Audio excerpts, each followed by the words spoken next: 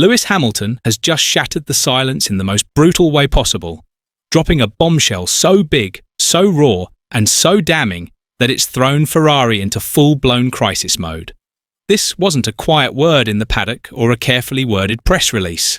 No, this was loud, public, and impossible to ignore. It came right after the checkered flag dropped at Imola in front of their home crowd, in the race that was supposed to showcase Ferrari's comeback. Instead, the team left, humiliated, confused, and under fire. And in the middle of it all stood Hamilton, not hiding behind PR lines, but speaking his truth with the kind of honesty that makes headlines. This wasn't frustration, it was a warning, a message to Ferrari, to the fans, and to the rest of the grid. Something is seriously wrong, and he's done pretending otherwise. Imola was meant to be special. Ferrari's home race, with grandstands packed with passionate tifosi waving red flags and hoping for glory. It was supposed to be a celebration, a chance to show the world that Ferrari was back on track, especially with a legend like Hamilton now in red. The build-up was electric, the pressure, massive, but what unfolded was anything but a comeback. The weekend spiraled into a nightmare. The car wasn't there, the pace was off, strategy fell apart. And when the dust settled, the atmosphere wasn't just tense, it was explosive. Cameras caught every expression, every word. Then came Hamilton, stepping up to the mic. Not to make excuses, but to call it exactly what it was, a disaster. It actually started off looking promising. In Friday's first practice session, Hamilton sounded upbeat. He told the media the car felt alive, that they'd found something new in the setup. There was real hope that maybe, just maybe, Ferrari had turned a corner. But by second practice, the mood had already shifted. The balance was gone. The grip vanished. Hamilton was suddenly struggling, and no one could quite explain why. Then came qualifying. And that's where it unravelled.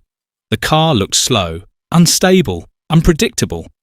Hamilton could barely put a clean lap together, and every sector time told the same story.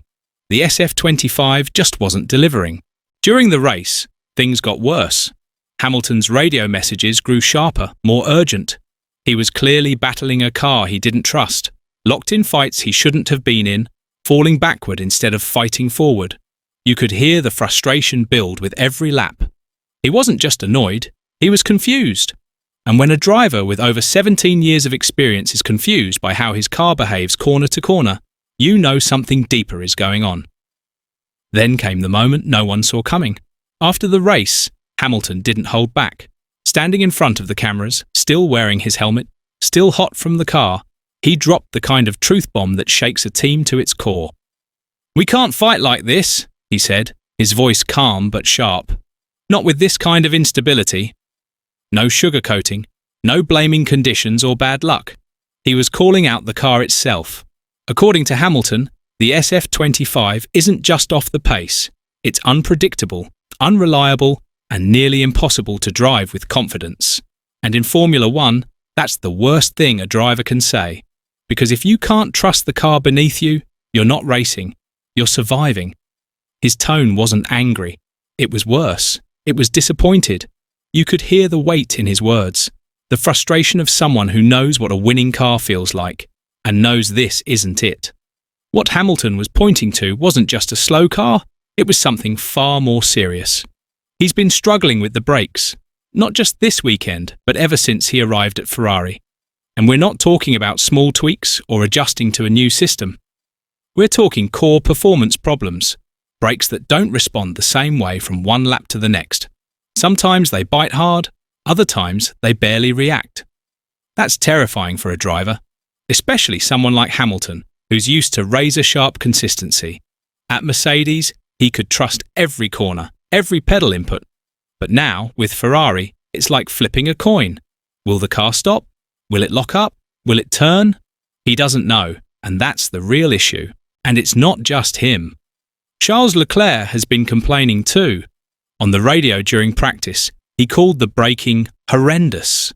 That means this isn't a driving style issue, it's a car problem, a system problem, something inside the brake-by-wire setup, or maybe the way the car warms up its components, isn't working right.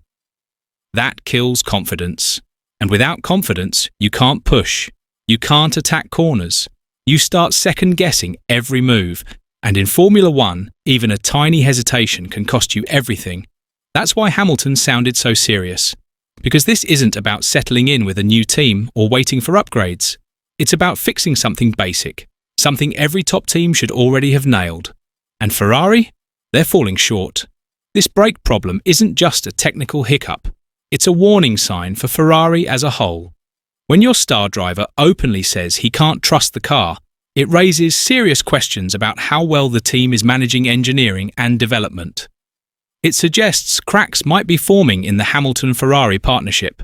After all, this was supposed to be a fresh start, a shot at building something championship-worthy together.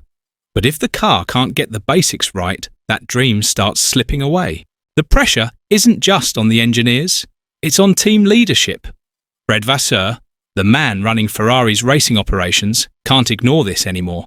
Fans and insiders are asking if the team is really moving forward, or just patching up old problems. Inside the garage, the mood must be tense. When a driver loses faith in the car, the whole team feels it. Morale drops, doubts creep in, pressure mounts, from fans, sponsors, and inside the team itself. This isn't just about fixing brakes. It's about whether Ferrari can still be a title-contending team, or if they're slowly losing their grip on the future. And while the racing world buzzed with Hamilton's honesty, Ferrari's response told a different story. Behind the scenes, panic seemed to be creeping in. Official statements came quickly, polished, diplomatic, and clearly aimed at calming the storm. But fans and media weren't buying it. Social media exploded with criticism. Longtime Ferrari supporters expressed disbelief and frustration. It was obvious. Ferrari was facing a real problem, and their response only highlighted just how shaken they were by this sudden shift in the F1 landscape. So, what does this all mean for Hamilton and Ferrari going forward? Hamilton's bold move has definitely shaken up the grid. It's clear he's betting big on Ferrari. But the real question is, can they fix things in time? Some say it's already too late for a 2025 turnaround. And there's the bigger concern. Has Hamilton started to lose faith in the project? Because when a driver starts doubting the team, the road ahead becomes even tougher. For now, the world is watching, waiting to see if Ferrari steps up, or if Hamilton's gamble leaves them both chasing shadows.